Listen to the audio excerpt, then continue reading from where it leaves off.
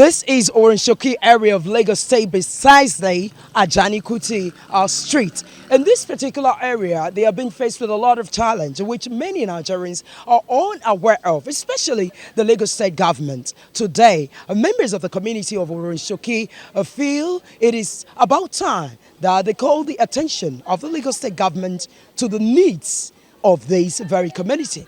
But what basically of this needs? Well, let us go straight to the people themselves to hear from the horse's mouth. So come along.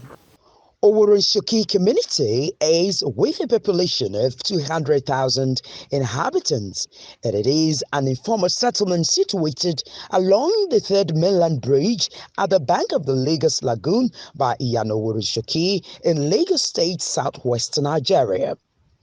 Oworonshoki community, which is under the Koshofe local government, is with a total landmass of about 3.8 square kilometers, which is precisely 380 hectares.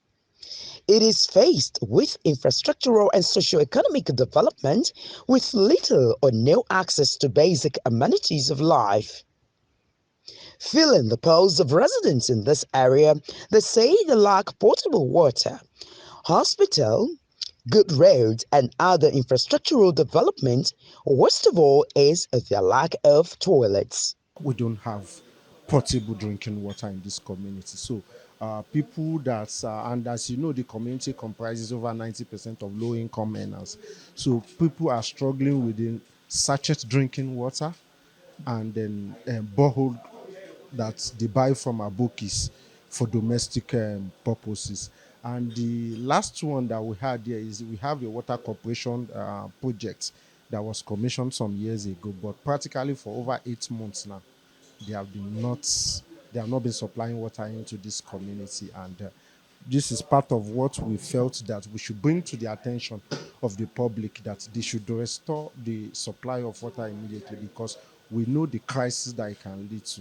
Education has been a very big problem. We have only one primary school and one secondary school in this area, and that will be walking a very long distance before people in one area could move to another. So I think the government should help this community create another school. Though they said, according to the councillor, we had a meeting last week in one of the streets. The councillor said there's no land, of which some members of the community believe there is land. If government actually want to do some things, they will take it. And according to the councillor, he said that governments know how to use force to take things from people and then use it to create what they want. But when it comes to government bringing out money to buy land for public use, it's always hard. That was his statement. So we're appealing to government to just help us for education in this area, and then come into the head of Oworonshoki in terms of settling drainage system. We need government assistance in these areas. From research, 78% of the streets in the Oworonshoki community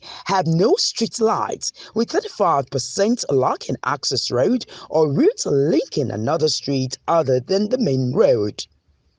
Speaking with Spark TV, these residents, while they complained about these challenges, they say the main concern is for the federal government of Nigeria to work on reducing the high cost of food prices. A major problem in Nigeria is food all over. The food cost is too high. There's no way for poor man to eat. So please help us to beg government to take care of our pets. Research has also shown that Oworonshoki community lacks effective security, with a record of over 500 cases of robbery incidents, especially during the COVID-19 lockdown, just as street cultism thrive here. Street cultism, which is the order of the day, is a menace that has made the area unsafe for residents. We have our youth being forced into cultism. We have youth being killed almost every day. However, the community has taken a good step to form our own security. And since last year, December, we've had a bit of what would I say, stable community.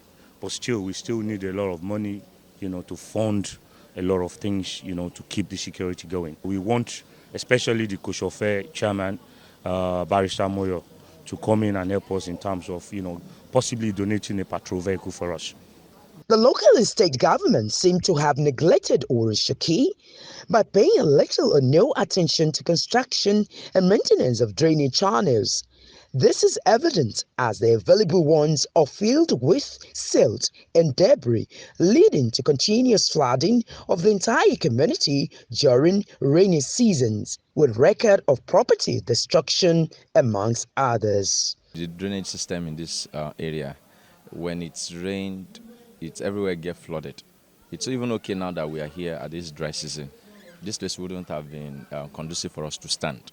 So that is one of the problems in this area. So we have a lot of challenges. Drainage is one of the biggest problems. We have a drainage problem. So during the rainy season, there's a lot of flooding. We have serious flooding issues. As you can see this street now, there's no proper or accurate drainage system. To put an end to the challenges facing residents of this community and put government on its toes to delivering dividends of democracy to them, this group of individuals under the aegis of our Youth Forum, OYF, came up with an action plan document titled The Oworonshoki We Want. What we are actually doing today is to present a blueprint document called the Oworonshoki We Want. This is a document that we've been able to put together after work of about 7-8 months. Now it is supported by a Thinking City and a Foundation. It is basically about what do we need as a community. We felt over the years that governments have been practically doing nothing to intervene in our own community, and the minimum that they have been able to do, it is not what the community actually wants. It is what they feel that the community need. Now we felt that let us tell them we are the one that own this community. We know where our challenges are, and we also know the solution. Let us present our solutions to them. This is what we want. This is how we want it done. So that is practically what the Oworonshoki We Want document is all about. At this gathering, other community leaders also express their views. They promised us a fire service station at Alogejo, but since then I don't see anything. That is number one, sir. Yes, sir. The number two, in terms of security, it's true. The community has tried their best, but we need the support of the government. You understand what I'm saying? We need the support of the either state government or local government for the area of that security. So that is what we just want to say. Thank you. They only supply me only two. Until one break down, that in another cost 2 weeks, there's no way for to transport in before they come and get it. That tension for carrying the GMP as ruling. So please, I didn't say you should not support them for the politicians. They are coming now again. They are coming now again. Whenever they need our finger, Oworonshoki, I will see how many of them will come and down, up and down, knocking my door, Papa. Madam, I need your support. I drive there. I don't want to see any one of you. Until you do what has pleases, but I will believe God and cause you wahala for our.